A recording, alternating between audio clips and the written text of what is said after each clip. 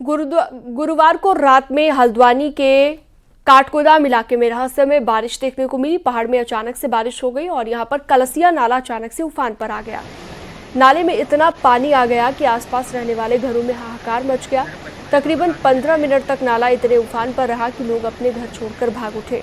इस दौरान प्रशासन और पुलिस की टीम भी मौके पर पहुंची और फंसे हुए लोगों को तुरंत सुरक्षित जगह पर पहुंचाया गया। इस दौरान कई लोगों के घरों में मलबा भर गया। जानकारी के मुताबिक काठगोदाम के ऊपरी इलाके में कड़ाके के साथ तेज बारिश हुई और अचानक से कलसिया नाले में पानी बढ़ गया। प्रशासन की मुस्तैदी के कारण किसी की जान नहीं गई।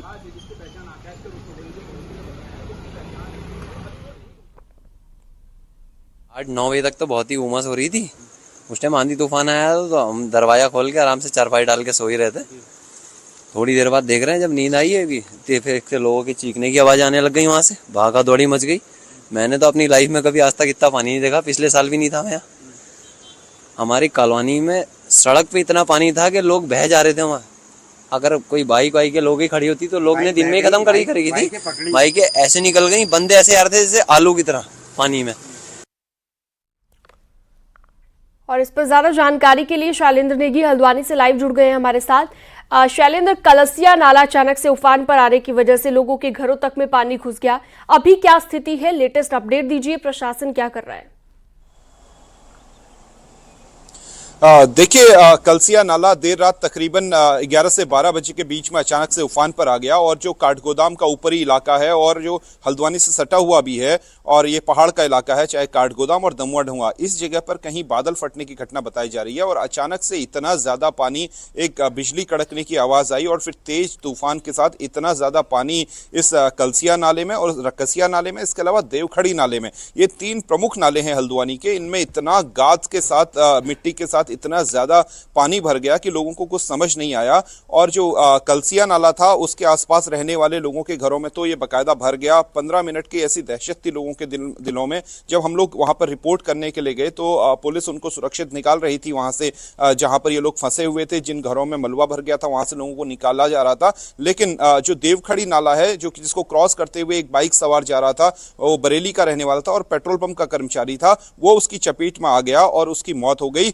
इस तरीके की खबर आई और हम भी उस मौके पर वहां पर पहुंचे थे देर रात। तो देखा वहां पर उसकी बाइक तो मिल गई, उसकी बुलेट बाइक थी वो मिल गई, लेकिन नौजवान का पता नहीं लगा और ये माना जा रहा है कि उसकी मौत हो गई होगी और पुलिस अभी भी उसकी तलाश में जुटी हुई है। हालांकि अभी मौसम ने थोड़ा सा राहत दी है, उस बारिश के बाद मौसम काफी ज्यादा खुला है, लेकिन इसके बावजूद डीएम ने देर रात ही जो बारिश का रुख था उसको देखते हुए आज नैनीताल जिले में जितने भी स्कूल हैं, आंगनबाड़ी केंद्र हैं, उनको बंद रखने का फैसला लिया है। हालांकि मौसम बादलों भरा जरूर है, लेकिन इस तरह की जो रहस्यमयी बारिश कल हुई उसका अनुमान मौसम विभाग ने भी नहीं लगाया था। लेकिन फिर देर रात मौसम विभाग का एक अपडेट आया कि अगले 3 घंटे में बारिश होगी और जबरदस्त बारिश जो है वो नैनीताल जिले में कहीं कहीं देखने को मिल सकती है, यानी आइसोलेटेड प्लेसेस में देखने को मिल सकती है। लेकिन इसका पूर्वानुमान, इस तरीके का बादल फटने का पूर्वानुमान शायद मौसम विभाग भी नहीं लगा पाया और यही वजह है कि जो एक बाइक सवार है उसकी चपेट में आ गया और जो लोग इस नाले के किनारे जिनके घर थे, जिनको प्रशासन पहले ही नोटिस सर्व कर चुका है कि आप इस इलाके को खाली करिए,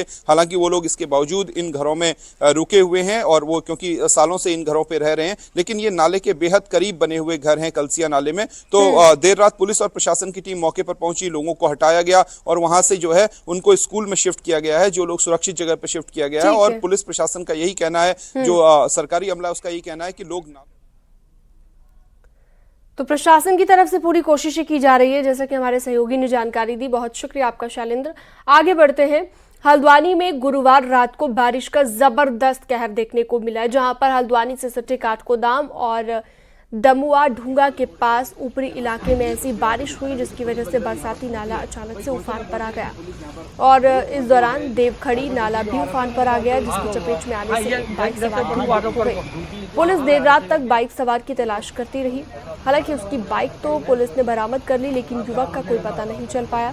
बताया जा रहा है कि युवक एक पेट्रोल पंप का कर्मचारी था और कम से घर वापस लौट रहा था काम से और युवक बरेली का रहने वाला था। प्रत्यक्षदर्शियों के मुताबिक उन्होंने युवक को रोकने की कोशिश की, लेकिन वो उसकी बातों को नजरअंदाज करता हुआ नाला पार करने के लिए आगे बढ़ गया और तभी उसकी चपेट में आ गया।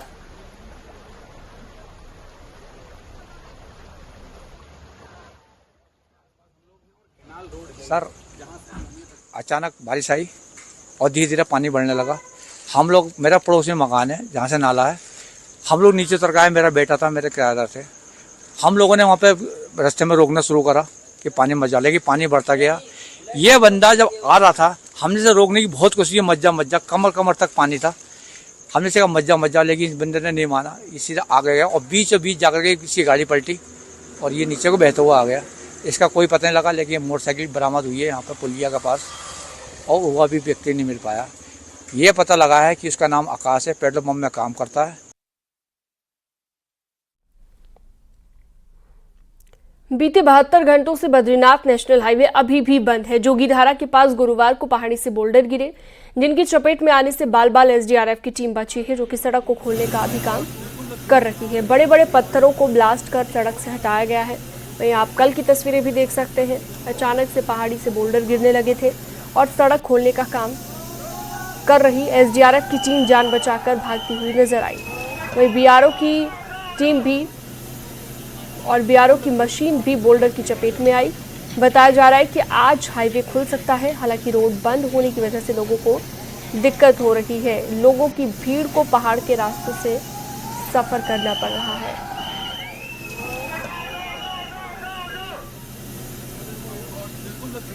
नितिन सेववाल फोन लाइन पर जुड़ गए ज्यादा जानकारी के साथ। नितिन, बताया जा रहा है कि 72 घंटे से बंद है ये हाईवे। अब कब तक ये हाईवे खुलेगा, क्या कहता है प्रशासन, क्या स्थिति है अभी? जी, आज उम्मीद है कि या तो दोपहर तक मार्ग सुचारू कर दिया जाएगा या तो फिर शाम तक मार्ग सुचारू होने की संभावना है, क्योंकि जिस तरीके से वहाँ पे बड़े बड़े पत्थर टूट के आए थे, तो कल रात को ब्लास्ट करने के बाद पत्थरों को हटा दिया गया है। और आज जिस तरीके से काम हुआ है सुबह से लेकर अभी तक, लग रहा है कि संभवतः दिन तक मार्ग को सुचारू कर दिया जाएगा, क्योंकि 72 घंटे से अधिक का समय हो चुका है। तो ऐसे में कहीं ना कहीं प्रशासन के लिए भी ये दिक्कतें और आगे बढ़ सकती है। यात्री अगर हम बात करें तो दोनों तरफ लगभग 3000 यात्री इस समय बद्रीनाथ राष्ट्रीय राजमार्ग पर फंसे हुए हैं, जिन्हें निकालना प्रशासन के लिए बड़ी चुनौती बन रहा है। तो कहीं ना कहीं आज उम्मीद है कि बीआरओ दोपहर तक इस मार्ग को सुचारू कर सकता है। हालांकि अभी अधिकारियों से मेरी बात हुई, उन्होंने कहा है कि हम इसको 10 से 11 बजे तक सड़क को क्लियर कर देंगे, लेकिन फिलहाल अभी ऐसा लग नहीं रहा, लेकिन दोपहर के बाद मार्ग सुचारू हो सकता है। जी ठीक है, बहुत शुक्रिया नितिन तमाम जानकारी के लिए आपका। चमोली के जोगीधारा के पास बद्रीनाथ नेशनल हाईवे बंद है, जिसकी वजह से ज्योतिर्मठ में सब्जी नहीं पहुंच पा रही है। रास्ते में खड़ी सब्जियों की गाड़ियों में सब्जियां सड़ने लगी हैं। कई जगह पर सड़ी गली सब्जी देखी गई, तो सब्जियों को सड़ने से पहले ही रास्ते में दुकान लगाकर लोगों की सब्जी बेची है।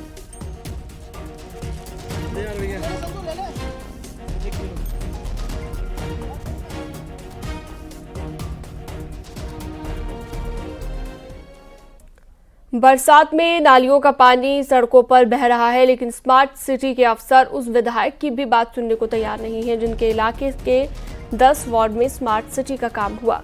गुरुवार को राजपुर विधायक खजान दास ने स्मार्ट सिटी के अफसरों को, नगर निगम के अफसरों की एक मीटिंग बुलाई और इसका असर भी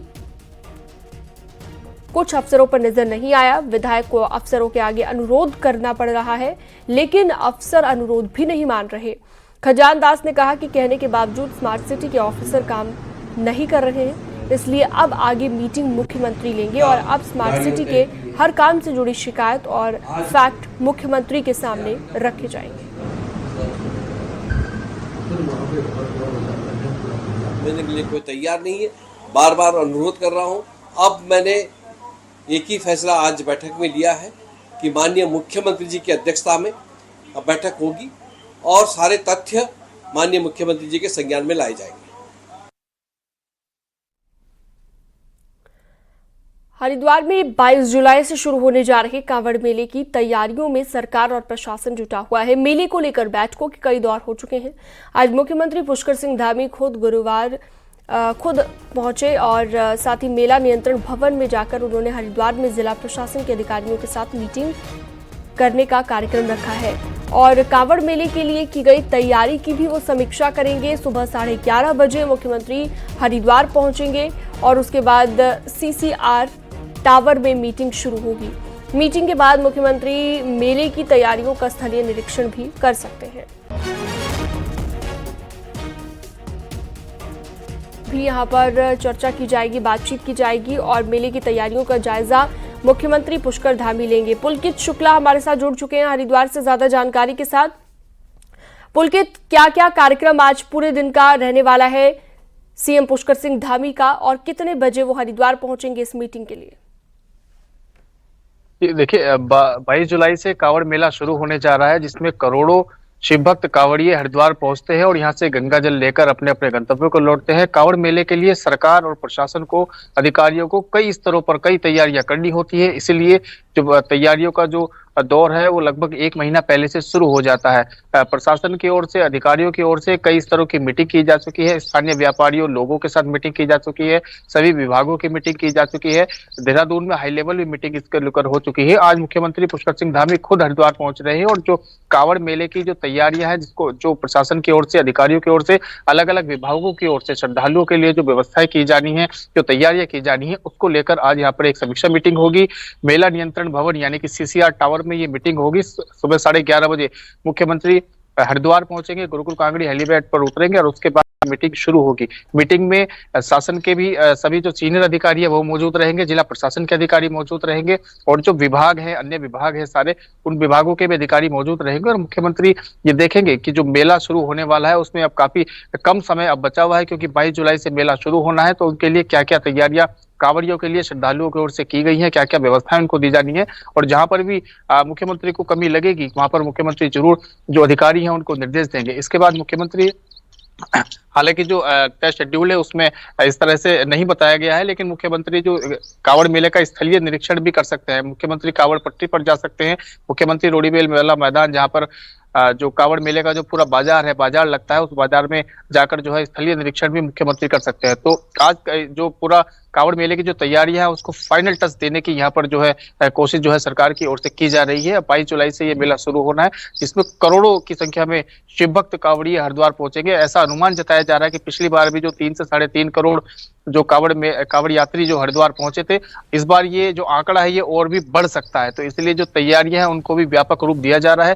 कांवड़ मेले की लोगों को, श्रद्धालुओं को जो सुविधा देने के लिए कई तरह की व्यवस्थाएं की जाती है, उसमें सड़क का दुरुस्त करना है और पेयजल की व्यवस्था करना है, शौचालयों की व्यवस्था करना है, बिजली की व्यवस्था करना है, कैंप लगाना है, हेल्थ कैंप लगाना है, इस तरह की कई व्यवस्थाएं जो है प्रशासन को करनी होती है, उसको लेकर ये तैयारियां की जा रही है। बिल्कुल, काफी महत्वपूर्ण है ये बैठक कांवड़ यात्रा के लिहाज से। बहुत शुक्रिया आपका पुलकित तमाम जानकारी के लिए।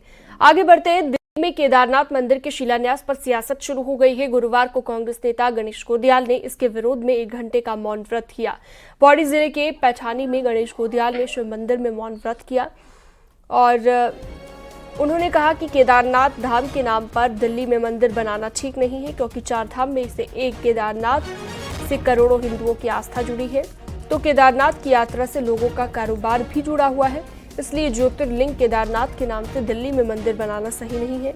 गोदियाल ने कहा कि सरकार इस पर जनता को सफाई दे कि आखिर इस मंदिर को क्यों बनाया जा रहा है। वहीं गोदियाल के धरने के बाद कांग्रेस पार्टी की तरफ से भी केदारनाथ मंदिर दिल्ली पर सवाल उठाए गए।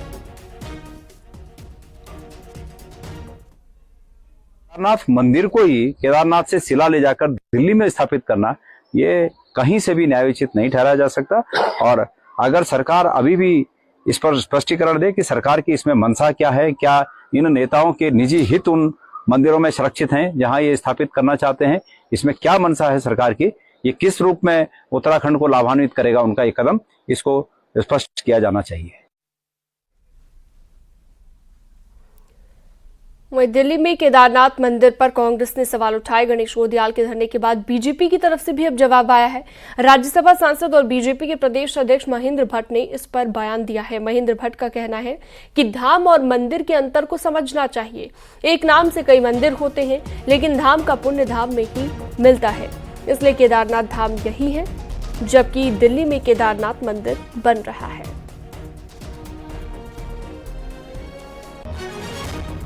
अनेकों ऐसे जो धाम हैं, उन धामों के मंदिर भी बहुत से स्थानों पर, बहुत से राज्यों के अंदर बने हुए हैं। तो मंदिर को मंदिर के रूप में रहना देखना चाहिए, और जो धाम का अस्तित्व है, धाम का जो आशीर्वाद है, वो धाम के दर्शन से ही होता है और भगवान बद्री केदारनाथ जी जो है अपने धाम में स्थापित।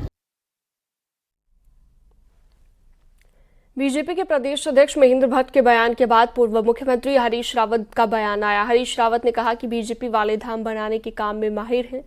अब कल कहीं बद्री धाम बनेगा, कहीं गंगा धाम बनाएंगे, जबकि धाम बनाने का अधिकार इनमें से किसी को नहीं है।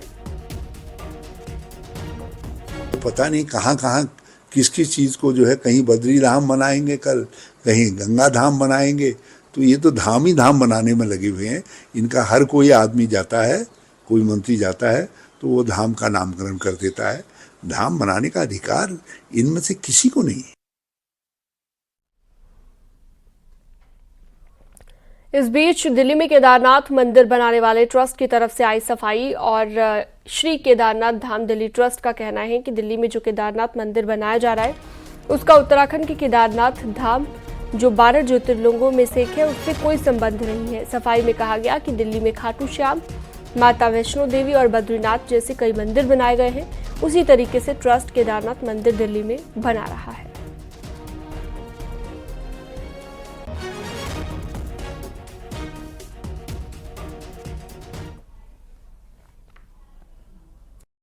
उत्तराखंड में 2 विधानसभा सीटों पर उपचुनाव हो गए हैं और रिजल्ट शनिवार को आएगा।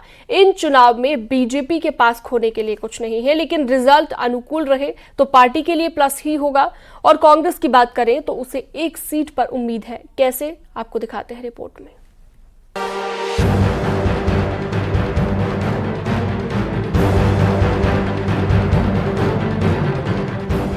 2014 के लोकसभा चुनाव से उत्तराखंड में कांग्रेस के लिए जो राजनीतिक सूखा पड़ा वो अभी तक जारी है।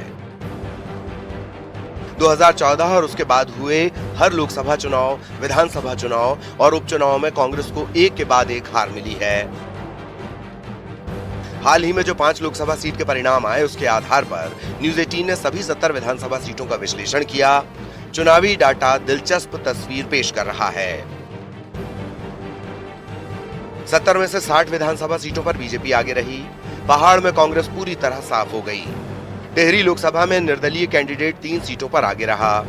कांग्रेस सिर्फ नैनीताल की 1 और हरिद्वार की 6 सीटों पर आगे रही। इनमें नैनीताल लोकसभा की जसपुर विधानसभा, हरिद्वार जिले की ज्वालापुर, भगवानपुर, झबरेड़ा, पिरानकलियर, मंगलौर और लक्सर विधानसभा शामिल है।